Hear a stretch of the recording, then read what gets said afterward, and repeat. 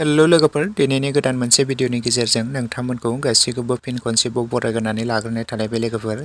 लोगोफोर, ओरैनोथ' नोंथांमोना दायो भिडिअनि टाइटेल आरो थाम्बनेलावथ' नायनानै एसेब्लाबो हमनो हाखादों दिनै आं मानि सायावहाय भिडिअखौ लानानै फैदों। लोगोफोर, दायो आं नोंथांमोननि सेराव फैलायबाय मोनसे गोदानै फैनो गोनां मोनसे सर्ट कमेडि बर' सावथुननि सायाव आपडेट लानानै। लोगोफोर, बे बर' सावथुनखौथ' नोंथांमोना गोबाङानो नायबाय थाखादों आरो नुबाय थाखादों नङा होमबा लोगोफोर।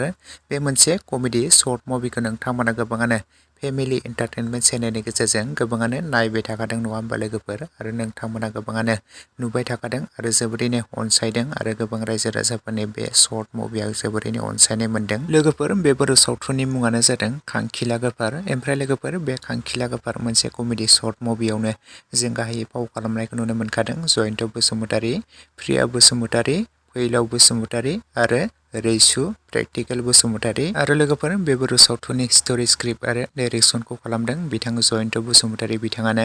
ओमफ्राय लोगोफोर, नोंथांमोना बे खांखिला गोफार मोनसे कमेडि सर्ट मुभिखौ गोबाङानो नायबाय थाखादों आरो नुबाय थाखादों नङा होमबा लोगोफोर। पार्ट बाय पार्ट बिथांमोना रिलिज खालामगासिनो दंखायो फेमिलि एन्टारटेनमेन्ट चेनेलनि गेजेरजों।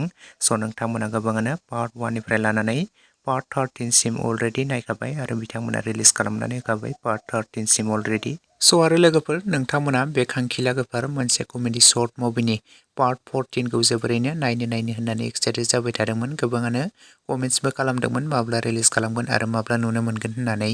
लोगोफोर, बे खांखिला गोफार मोनसे कमेडि सर्ट मुभिनि पार्ट 14आ रिलिज जानानै थांबाय लोगोफोर। जुदि दासिमाव नोंथांमोना सोरबाफोर दासिमाव नायालासिनो थादोंब्ला फेमिलि एन्टारटेनमेन्ट चेनेलनि गेजेरजों नोंथांमोना बयबो थांनानै नायहैदो लोगोफोर। आरो सोर नोंथांमोना दासिमाव नायखो आरो नायनानै माबोरै मोनखो बयबो कमेन्टनि गेजेरजों फोरमायहरदो लोगोफोर।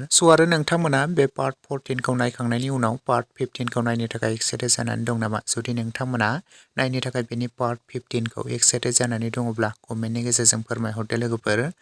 बिथांमोना बेनि पार्ट 15 खौबो थाबैनो फेमिलि एन्टारटेनमेन्ट चेनेलनि गेजेरजोंनो रिलिज खालामनानै होगोन।